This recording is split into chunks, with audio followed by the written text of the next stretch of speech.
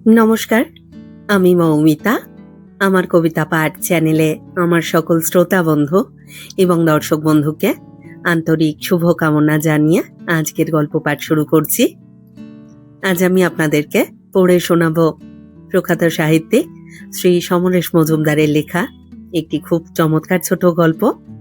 গল্পের নাম ভিত মজবুত। গল্প শুরুর আগে আমার পুরনো কথাগুলি আরও একবার খুব সংক্ষেপে বলে নিচ্ছি।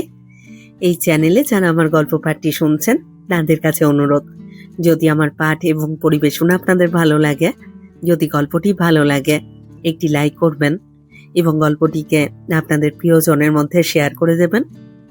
আর এখনও যারা চ্যানেলটি সাবস্ক্রাইব করেননি, যারা নতুন শুনছেন, তারা অবশ্যই চ্যানেলটি সাবস্ক্রাইব করে আমার সাথে থেকে নিয়মিত শুনতে থাকুন নতুন নতুন বাংলা গল্প। সকলের কাছেই অনুরোধ, আপনারা বেল আইকনটি প্রেস করে নোটিফিকেশন অন করে রাখুন, যাতে প্রতিটি নতুন গল্প আপলোডের সাথে সাথেই আপনাদের কাছে নোটিফিকেশন পৌঁছে যায়। আর কথা বাড়িয়ে সময় নষ্ট করছি না, শুরু করছি আজকের গল্প ভিত মজবুত।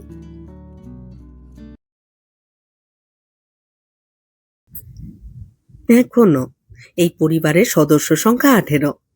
কাজের লোকেদের ধরলে রোজ 42 জন দুবেলা ভাত তরকারি মাছের ঝোল খায়। সপ্তাহে একদিন রবিবার সকালে প্রত্যেকের জন্য লুচি, বেগুন ভাজা এবং তরকারি বরাদ্দ থাকে। অন্যদিন যে যার ঘরে ব্রেকফাস্ট বানিয়ে নেয়। এই ঝামেলা থাকলে অফিসের ভাত ঠিক সময় নামবে না। পাড়ার লোক তো বটে, 3টি টিভি চ্যানেল এসেছিল। অবাক হয়ে, এখনো এই 2006 সালে এত বড় একান্নবর্তী পরিবার কি করে চলছে? কি করে এত লোকের জায়গা হচ্ছে? খেয়েই হচ্ছে না, কাকপক্ষী বসছে কেমন করে?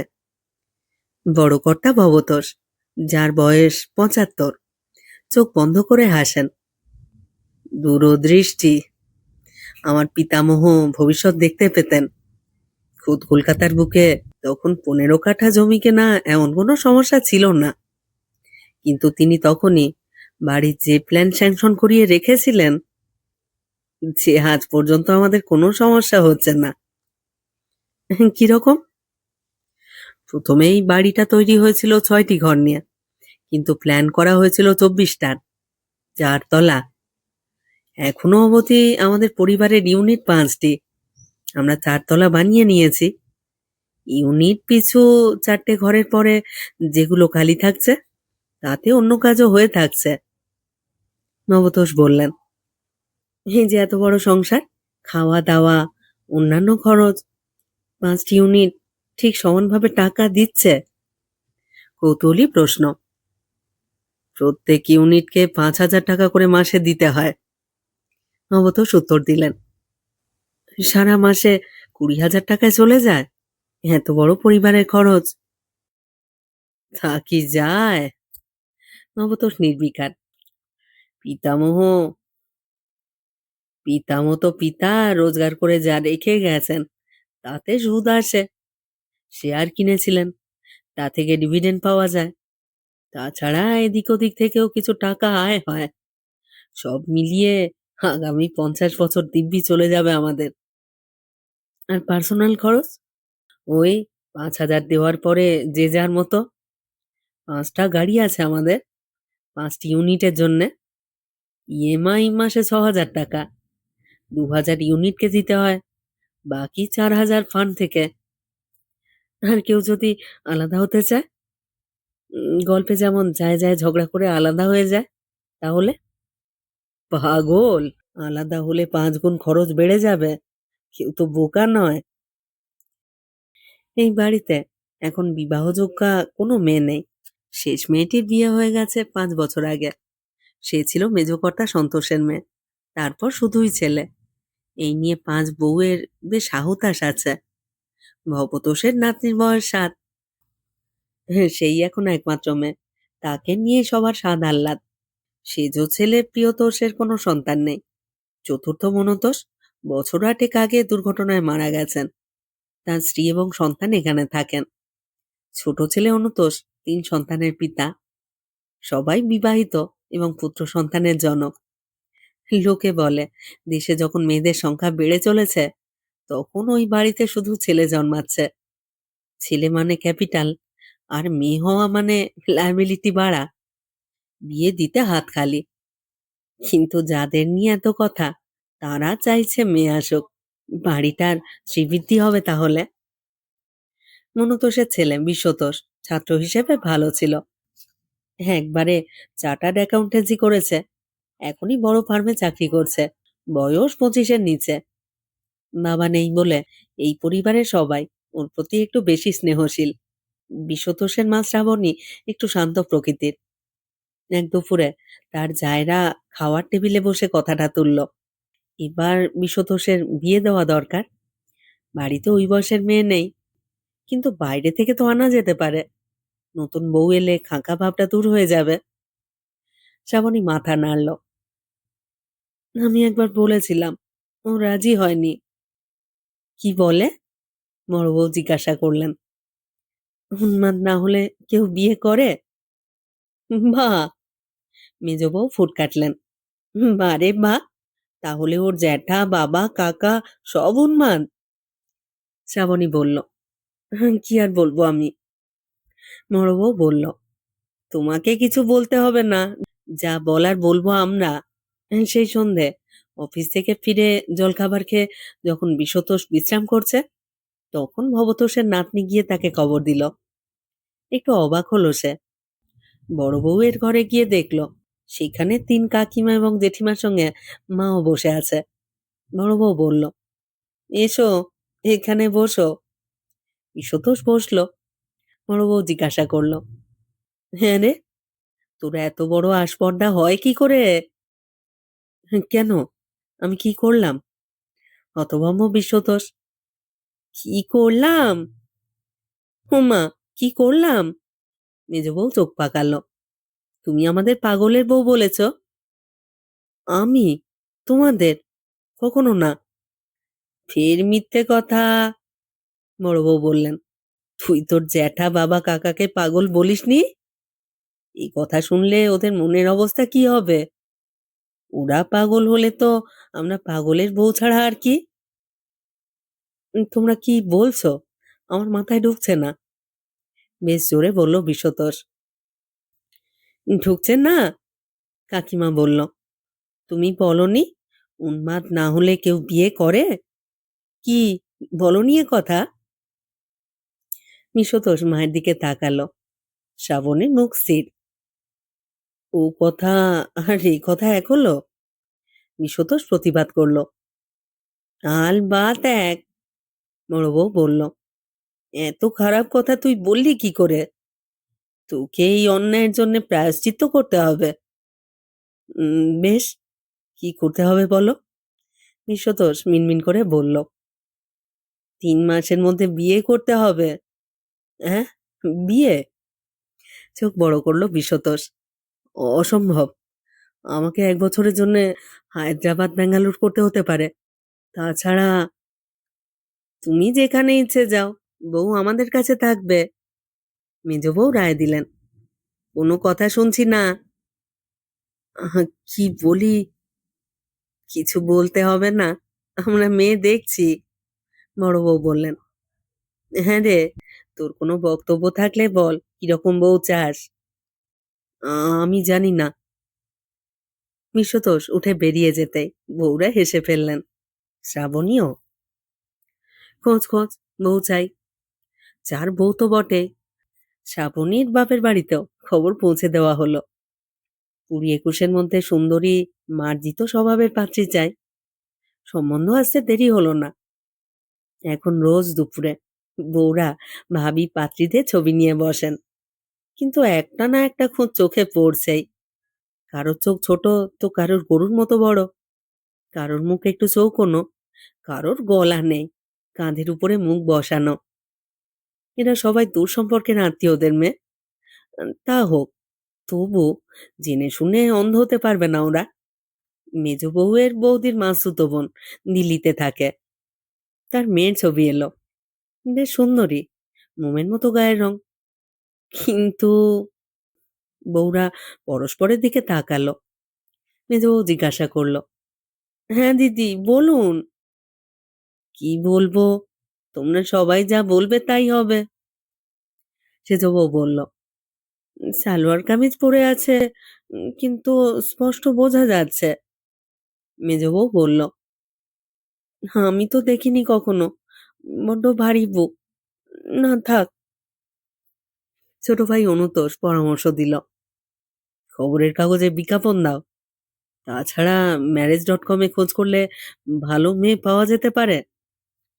ছোট বউ বলল, আচ্ছা ছেলে একটা ভালো মেয়ের সঙ্গে প্রেম করতে পারলো না।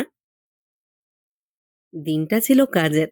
বিজ্ঞাপনের জবাবে যেসব চিঠি এবং ছবি এসেছে তাই নিয়ে বসেছিল ওরা। হঠাৎ একটা ছবিতে ৫ জনের চোখ আটকালো। আহা! কি ঢলো মুখ, নাক, ঠোঁট, চুল সব সুন্দর। ছোট বউ বলল, বেঁটে হবে বলে মনে হচ্ছে। বেঁটে? বেঁটে ছবিতে কি করে বোঝা যাবে? তা কোথায় থাকে? কলকাতার মধ্যে? বড় বউ একটু খুশি হয়ে জিজ্ঞাসা করলো। মেজ বউ চিঠির ঠিকানা দেখে অবাক। ও মা! এ যে আমাদের পাড়ার মেয়ে। বায়োডাটা পাঠিয়েছে, কোনো চিঠি লেখেনি। সে কি? কই দেখি, দেখি। বড় বউ অবাক। সত্যি তাই, মেয়ের নাম অঞ্জনা। ইকোনমিক্সে অনার্স নিয়ে এখন এমবিএ পড়ছে। বাবা দিল্লিতে অ্যাডমিনিস্ট্রেটিভ সার্ভিসে আছেন। মা দিদিমা এবং বোনকে নিয়ে সে কলকাতায় থাকে। বাবার বদলি চাকরি, টেলিফোন নাম্বার ঠিকানা দেওয়া আছে কাগজে। শেষ পর্যন্ত সিদ্ধান্ত হলো অঞ্জনার মায়ের সঙ্গে যোগাযোগ করা উচিত। কিন্তু ভদ্রমহিলা চিঠি না লিখে এরকম বায়োডাটা কেন পাঠিয়ে দিলেন তা ওরা বুঝতে পারছিল না। সঙ্গে সঙ্গে ছোট বউ ফোনের বোতাম টিপল। রিং হচ্ছে। নমস্কার, আমি অঞ্জনার মায়ের সঙ্গে কথা বলতে চাই। হ্যাঁ বলছি। ওহো, আমি মানে আমরা কাগজে বিজ্ঞাপনটা দিয়েছিলাম। হ্যাঁ, কিসের বিজ্ঞাপন? মাতৃচাই কলমের বিজ্ঞাপন, যার জন্য আপনি অনন্যার ছবি আর বায়োডাটা পাঠিয়েছেন। ছোট বউ বিরক্ত হলো। বড় বউ ইশারা করলো যেন শান্ত হয়ে কথা বলে। অনন্যার মা বললেন, দেখুন, আমি কিন্তু কিছুই বুঝতে পারছি না। আমি কাউকে ওসব পাঠাইনি। পাঠাননি? তাহলে এটা কি? আপনার স্বামী দিল্লিতে থাকেন না? হ্যাঁ। ভদ্রমহিলা অবাক। অ্যাডমিনিস্ট্রেটিভ সার্ভিসে আছেন তো? হ্যাঁ। কলকাতায় আপনি মার ২ মেয়েকে নিয়ে থাকেন? এসব তো সবার জানা। কিন্তু আমি আপনাকে কোনো কিছুই পাঠাইনি। ছোট বউ অন্যদের দিকে তাকালো। অদ্ভুত ব্যাপার। অঞ্জনার মা বলছেন উনি কিছুই পাঠাননি। তাহলে এটা এলো কি করে? বড় বউ বললেন, ব্যাপারটা খুলে বল না। ছোট বউ মাথা নাড়ল। হ্যালো, আচ্ছা শুনুন, আমাদের বাড়ির ছেলের জন্য পাত্রীচের বিজ্ঞাপন দিয়েছিলাম। ছেলে চার্টার্ড অ্যাকাউন্টেন্ট, অল্প বয়সে ভালো চাকরি করে। তার জবাবে যেসব চিঠি এসেছে তার মধ্যে আপনার মেয়ে অঞ্জনার ছবি আর বায়োডাটা আছে। ওর ছবিটা দেখে পছন্দ হওয়াতে আমি এই ফোনটা করেছি। আমি ছেলের মেজ জেঠিমা। এতক্ষণে বুঝলাম, কিন্তু বিশ্বাস করুন আমি কিছুই জানি না। আপনারা কোথায় থাকেন? আপনার বাড়ি থেকে বড়জোর ১০ মিনিট দূরে। ছোট বউ গর্বের হাসি হাসল। আমাদের বাড়ির কথা সবাই জানে। কেন? মানে? মানে একমাত্র একান্নবর্তী বাড়ি। এই সময় এরকম বাড়ি আর খুঁজে পাবেন না। ও মা! তাই বলুন। আপনি বিশ্বতোষের জেঠিমা? যেন জিভ কামড়ালো ছোট বউ। সে কি? আপনি বিশু? মানে বিশ্বতোষকে চেনেন? কেন চিনব না? মাঝে মাঝেই আমাদের বাড়িতে আসে, গল্প করে যায়। আপনারা? ওর ৩ জেঠিমা আর ১ কাকিমা। সবাই মায়ের মতো। খুব বলে আপনাদের কথা। ও! কিন্তু কে পাঠালো ওসব?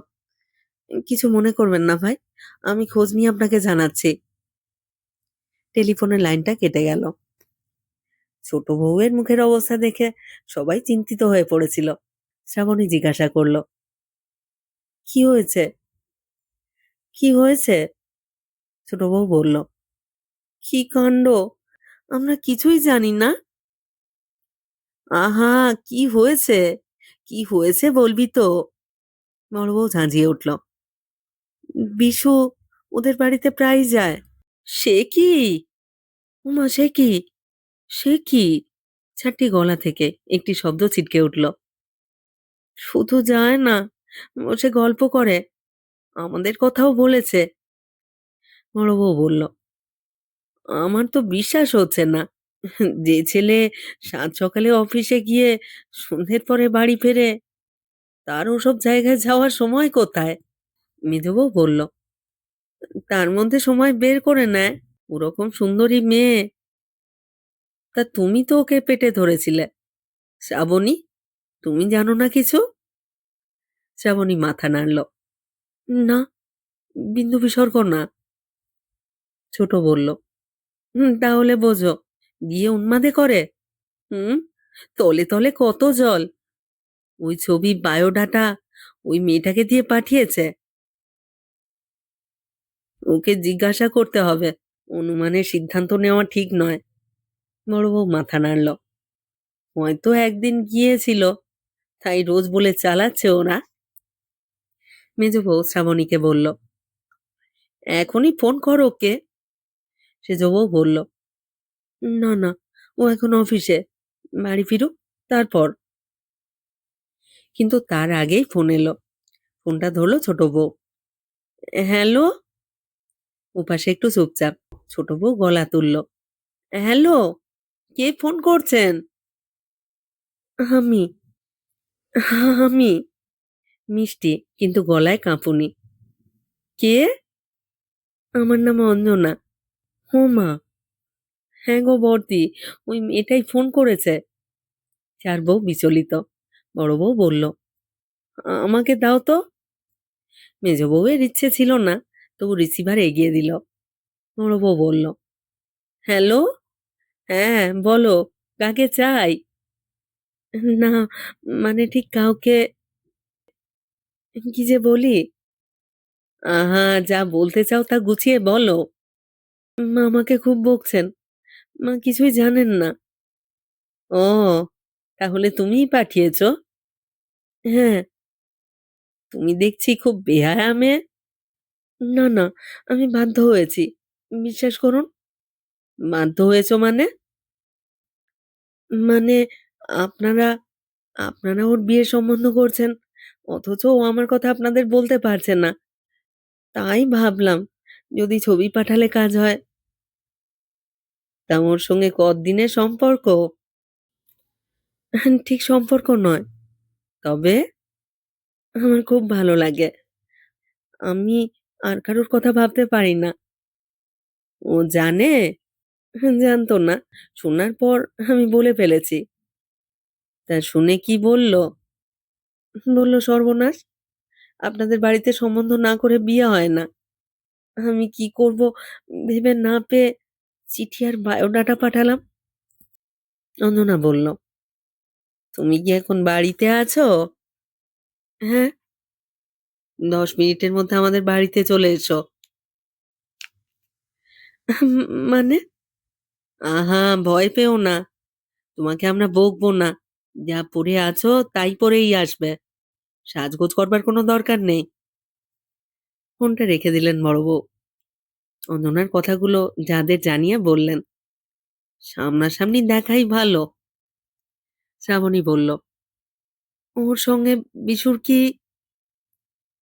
বিশুর দিয়ে কিছু হয়নি, যা হওয়ার ওর দিক থেকেই হয়েছে।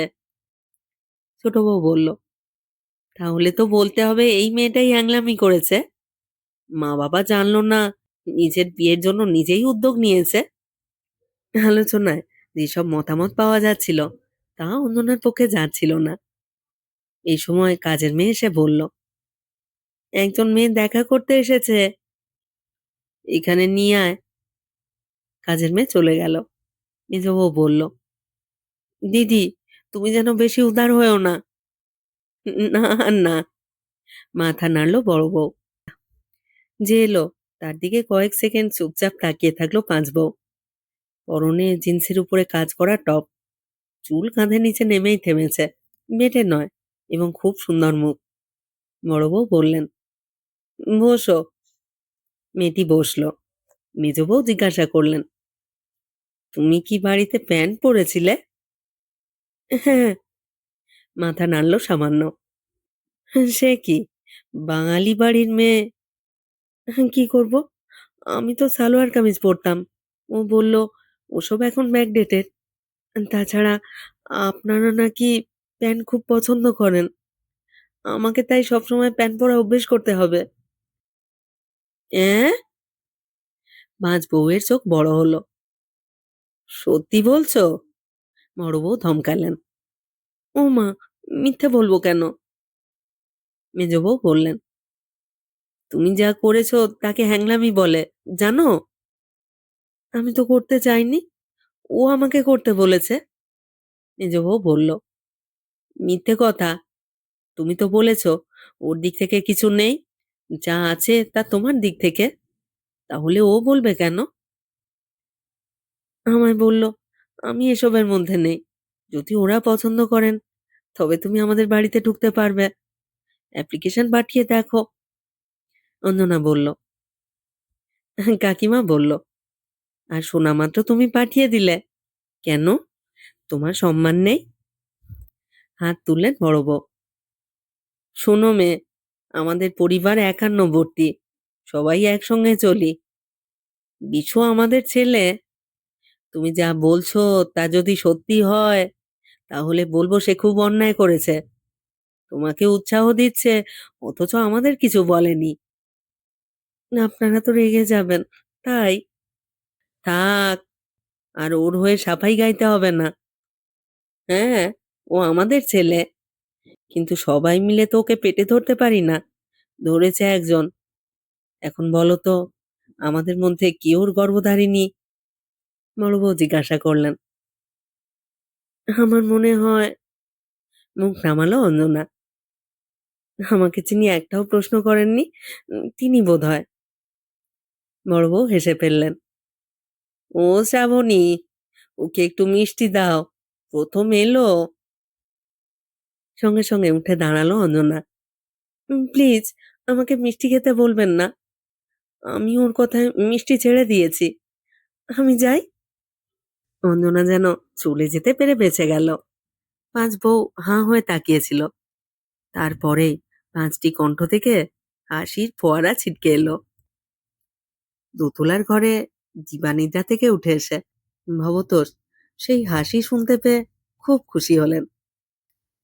পাঁচ বউ একসঙ্গে হাসলে এই পরিবারের ভিত মজবুত হবে।